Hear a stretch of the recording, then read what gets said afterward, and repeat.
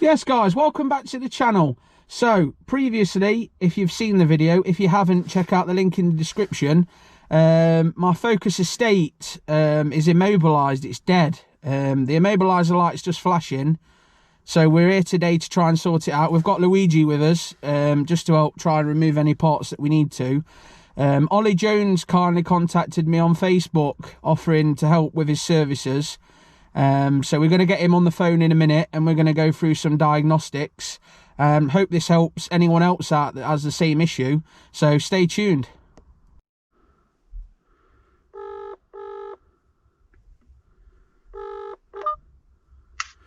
Hi mate, you alright? Yeah, not too bad, you? Yeah, not too bad, thank you. Just giving you a quick call just to see if we can get some diagnosis, mate. Perfect. Okay, let's go for it. Right, so right, so let's start off with some basic details. So you've got a Ford Focus? Yeah, Ford Focus. Which year is it? It's a 2006 pre-facelift. Okay, perfect. And which engine have you got?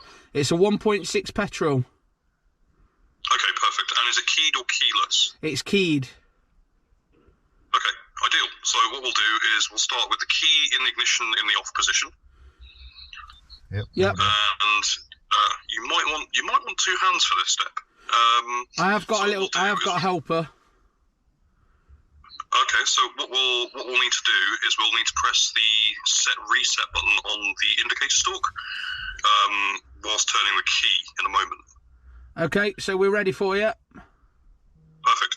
Okay, so press and hold the set reset button, and then after 2 seconds, turn the key to the second position, so the dashboard lights up. And then as soon as whilst continuing to hold the set reset button, and then as soon as you see the word test come up on the cluster, we'll let go of the set button. Yep. Okay, and you see test? Yep, it's gauge sweeping at the moment. Perfect, so if you just let go of the reset button. Yep. Okay, so what we're looking for in the gauge sweep, so we'll do the functionality test first. So what we're looking for in the gauge sweep is for all 4 gauges to go all the way down to the bottom, all the way up to the top, and then all the way back down, and then rest nicely on the zeros. Yep. And what that will tell us is, well, firstly, if someone's had the cluster apart before and they've not set the needles spot on, it'll tell us if there's been a previous repair. And it's also telling us that all 4 motors are working correctly. Okay. What we got, Luke? They're set on the zeros pretty well. Fuel gauge is about a third. Fuel gauge is at a third, everything else is at 0. Okay, so that's perfect. So the fuel gauge will return back to its normal fuel position. Yep. Okay, so all 4 did the sweep correctly. Yes. Perfect. Okay, so if we press the set reset button one more time, we should get the LCD fully illuminating. Yep. Yep. Okay, and we're looking for no stripes, no missing pixels, and nothing funny going on. We're just looking for a full block of colour. Does it look alright? Yeah, it's fine. Yeah, we're fine. Perfect. So is your screen green or sort of an orangey Green. colour? Okay, so you've got, okay, I know which generation of cluster that is, that's fine. Okay, if we press the set reset button one more time, we should get all of the LEDs illuminating. That's right.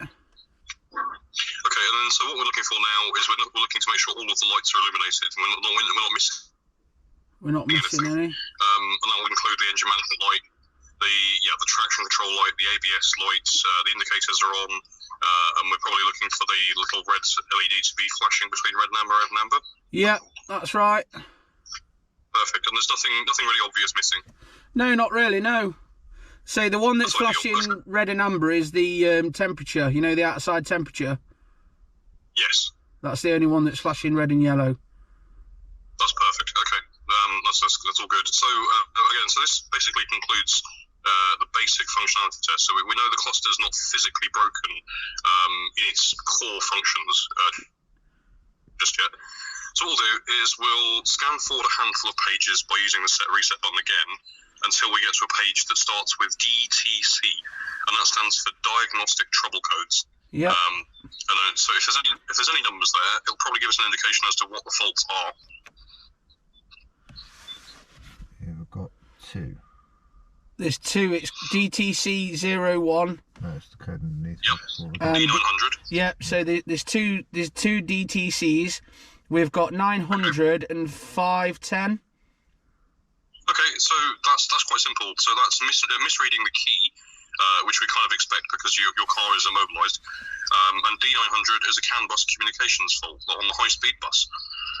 What that means is it's very likely the cluster, and only the cluster, is missing that CAN bus information. And that's usually caused by the damaged solder on the back of the connector on the inside of the cluster. Right. So I guess what I'd suggest is for us to get the cluster out and get it over to be inspected to be repaired. Okay, that's great. So we'll whip it out, and shall we give you a call back? That's absolutely fine. Yeah. That's perfect. Okay, thanks, Ollie. Thank you very much. No worries. Just for information, the only tools you'll really need is that T25 Torx driver. Yep. Found in sort of most basic screwdriver sets.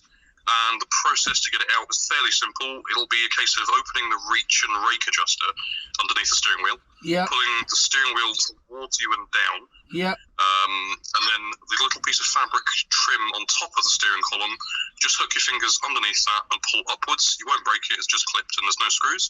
Okay. That will then reveal the two T25 screws at the bottom of the cluster. Yeah. Going to be a little bit fiddly, and there's a good chance you might drop them. So try and get a hold of them as you're unscrewing them. Yeah, that's great. And then if you fish a trim removal tool or something similar to in the very top position of the cluster and the dashboard, that'll unlock the little locating tab and the whole cluster will pull forwards. Yeah. And then that leaves us just with the electrical connector on the back, which is very simple, and it'll just rotate out. But feel free to give me a call back if there's anything there you need a hand with. Yeah, that's fine. We'll carry on filming the removal, and I'll be in touch a bit later on through Facebook regarding sending this off to you. Fantastic. Thank you very much. Thank you. Nice speaking to you. And you. Right, cheers. bye. Bye-bye. Right, guys, so after speaking to Ollie, it more or less confirms that there's a fault with the cluster. The solders are common on them. So what we're going to do now, we're going to crack on, get the cluster removed, and we're going to get it sent off to Ollie, and we'll update you as soon as. So stay tuned. Hi guys, just a quick recap. So we're ready to take the instrument cluster out now. We've got the butter knife on the left, and we've got the Torx T25 screwdriver. So let's see how this goes. So the first thing to do is to drop the steering wheel all the way down and all the way out.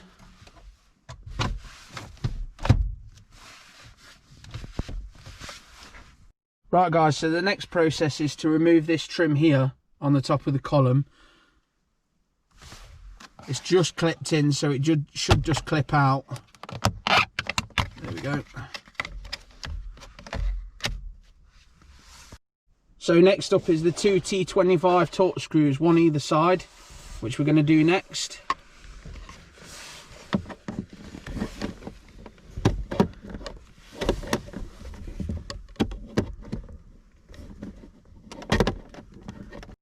So next up is the flat blade butter knife in the centre of the instrument cluster, just to try and pop it out.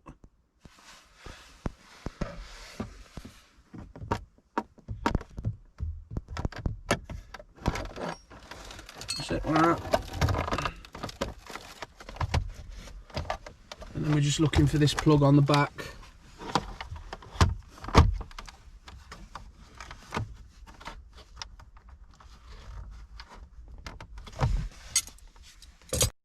So next up is the clip, which is like a flip up type. Over to you, Luke.